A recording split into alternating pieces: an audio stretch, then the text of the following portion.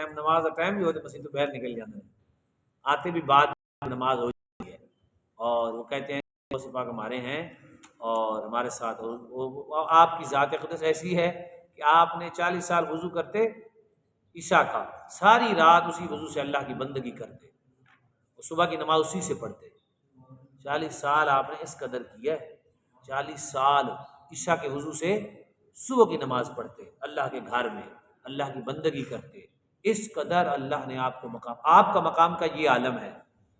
اور آپ جب اس مقام پہ پہنچے تو پھر شیطان بادل کی صورت میں آیا نا، میں نے کہا عبد القادر میں تیرا رب ہوں اور تو نے بڑی کر لی ہے، تو جا بس اب تو اب نہیں بھی کرے گا تو میں تجھ سے نہیں پوچھوں گا۔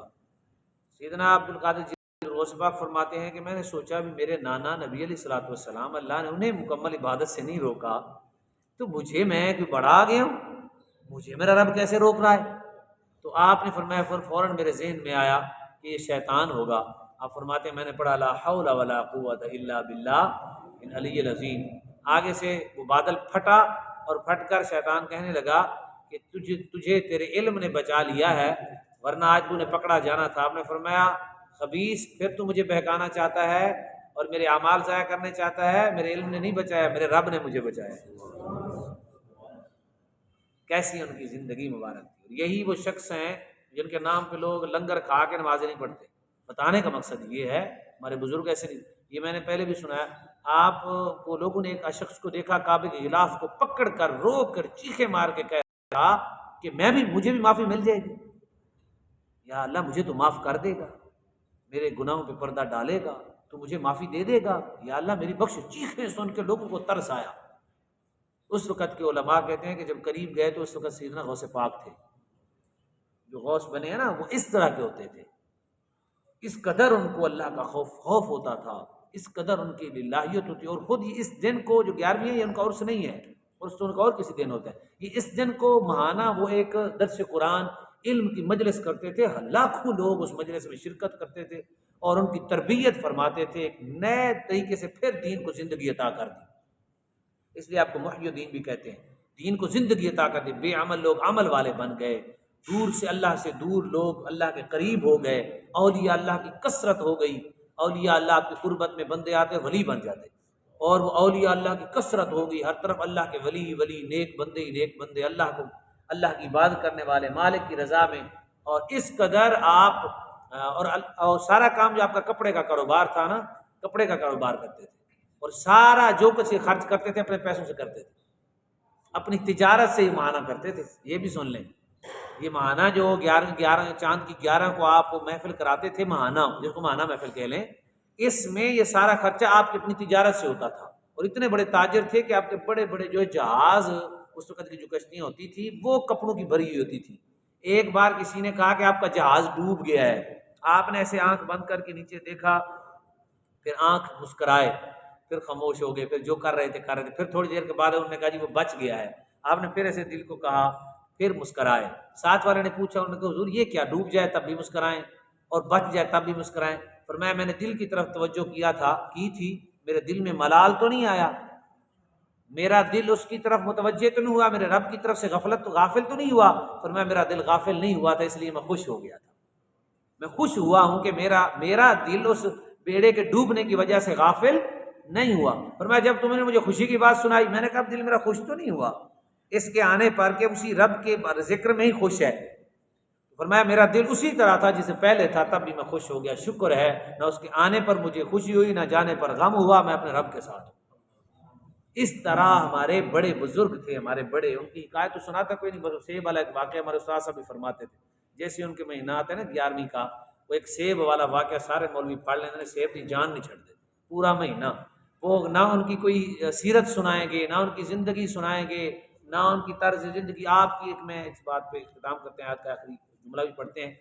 افغانستان سے ایک شخص ویسکوٹ بیچنے گیا نا اس وقت، اور اس پہ ہیرے جواہر بڑے مہنگے لگے ہوئے تھے، اس وقت کے بادشاہ بھی نہیں خریدا، اتنا مہنگا تھا، اور اس نے سوچا تھا کہ عرب کے لوگ بڑے بادشاہ ہیں، بڑے مالدار لوگ ہیں، وہ مایوس ہوا۔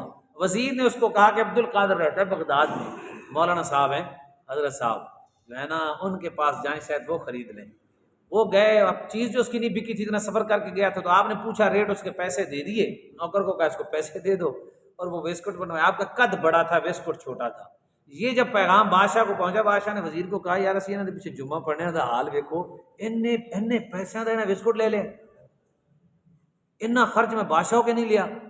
بڑے عجیب بندے نے یار بڑا خرچ کیتا ہے۔ انہوں نے کہا حضور تجھے ناراض نہ ہو، جمعے تے چلیں گے پتہ چل جائے گا، جمعے پہ جائیں گے نا معلوم ہو جائے گا کیا کیا کیوں لیا ہے۔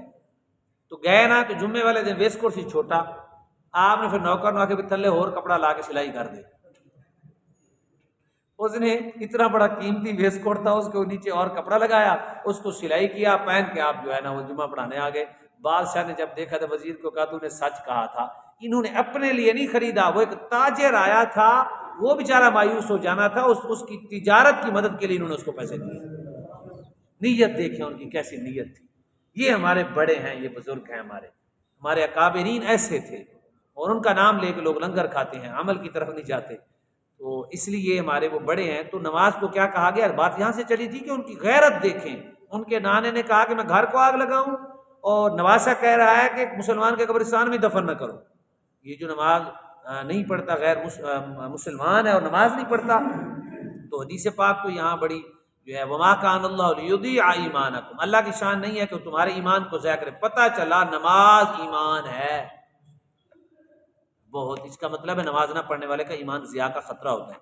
ان اللہ بالناس رؤوف رحیم، بے شک اللہ تعالیٰ لوگوں پر رؤوف بھی ہے رحیم بھی ہے۔ اللہ تعالیٰ لوگوں پر رؤوف بھی ہے رحیم بھی ہے۔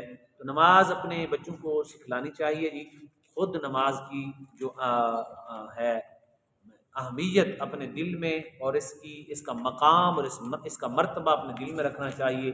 نماز جامع العبادات ہے، اور اس میں تمام تر روحانیت ہیں، اور تمام تر ہمارے مسائل کا حل ہے۔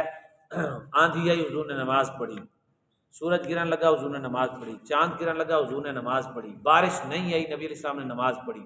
ایک صحابی آئے، اب حیران ہوں گے، انہوں نے کہا میری آنکھیں نہیں ہیں، مادر ذات نبینا تھے، صحیح حدیث پاک ہے۔ تو انہوں نے کہا، تو نبی علیہ السلام نے فرمایا اچھا پھر؟ انہوں نے کہا میں اب آتا ہوں تو جاتا آنا جانے میں بڑی مشکل ہوتی ہے، نماز پڑھنی ہوتی ہے، نماز پڑھنی ہوتی ہے۔ اس نے کہا نبی علیہ السلام پھر؟ انہوں نے جی وہ جو چھوڑنے والا بھی کوئی نہیں ہے، راستے میں سانپ بچھو وغیرہ ہوتے ہیں، جنگل کا راستہ ہے۔ تو نبی علیہ السلام نے فرمایا صبر کرو، تو صبر کا تمہیں اللہ تعالیٰ اجر دے گا۔ انہوں نے کہا جی نہیں، میں نماز پڑھنا چاہتا ہوں، آپ مجھے کرم کریں میں مسجد میں تاکہ 5 وقت آ سکوں، مجھے آنکھیں مل جائیں۔ بڑی نماز کا دلیل بنا کر انہوں نے کہا۔ نبی علیہ السلام نے انہیں دعا عنایت کی، انہوں نے وضو کیا جا کے، پھر حضور نے فرمایا نماز ہی پڑھنی ہے۔ نماز کے لیے آنکھیں مانگ رہے تھے، حضور نے فرمایا جاؤ یہ دعا مانگو، وضو کرو صحیح طریقے سے، 2 نفل پڑھو، 2 نفل کے بعد یہ دعا کرو، یہ دعا کرو کہ اللہ تمہیں آنکھیں دے دے گا۔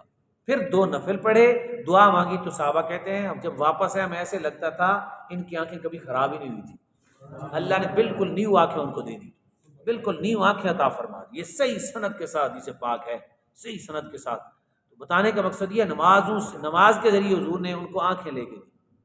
اور میں نماز اتنی برکت والی ہے، اس سے نماز بہت بڑی نعمت ہے، بہت بڑی نعمت ہے۔ آپ کو یاد ہوگا میں نے بھی عرض کیا ہے، نماز میں پتہ کیا آتا ہے، میں بھی آپ بھائی ہم سب، ہمیں بھی ایسے ہی کوئی کام ہی نہیں ہوتا، اگر ہو بھی صحیح تو یار کیا بات ہے، نماز میں ایسے اللہ اکبر کریں گے تو شیطان کہے گا جلدی جلدی جلدی جلدی جلدی، ایسے ہی کوئی یار کیا ہو گیا، 2 منٹ بچا لیں گے ہم، 4 منٹ بچا لیں گے، 2-4 منٹ کی کوئی اوقات ہے، کھڑے ہوئے وہاں گزر جائیں گے پتہ بھی نہیں چلے گا۔ لیکن اس کی خباثت دیکھو، ہم نے لوگوں نے نماز کا ٹائم فکس کیا ہوتا ہے کہ 12 منٹ میں 12 منٹ پڑھنی ہے، 10 منٹ میں 10 منٹ میں پڑھنی ہے، 8 منٹ میں پڑھنی ہے، 1 آدھ منٹ اوپر ہو جائے تو وہ پریشان ہوتے ہیں۔ حالانکہ ایسا نہیں ہونا چاہیے، نماز کے دائرے کے اندر جب آ جائے نا، اس وقت اپنی جلدی کو پیچھے کریں، اس وقت اپنی جلدی کو زیادہ سے زیادہ، جو بندہ نماز 15 منٹ میں پڑھتا ہے وہ 20 منٹ میں کر لے، اس کی نماز اس کو رنگ دکھا دے، 5 منٹ نماز کو دے دے اضافی، 5 منٹ صرف ہر نماز میں۔ سوچ کے ہے کہ نماز ہوتی ہے 15 منٹ میں نے 20 منٹ میں پڑھنی ہے، میں نے اس کو بالکل اہتمام کے ساتھ پڑھنا ہے۔ تو نماز کو اضافی ٹائم دیں، جیسے کسی دوست کو بندہ اضافی ٹائم دیتا ہے، اچھے یار کو اضافی ٹائم دیتا ہے، تو نماز کو اضافی ٹائم دیں، 5 7 10 منٹ جتنا ہو سکیں اتنا زیادہ دیں، انشاءاللہ تعالی نماز یہاں بھی رنگ دکھائے گی، خبر میں بھی حشر میں۔ اللہ ہم سب کو برکتیں عطا فرمائے۔ سبحانک اللہم و بحمدک۔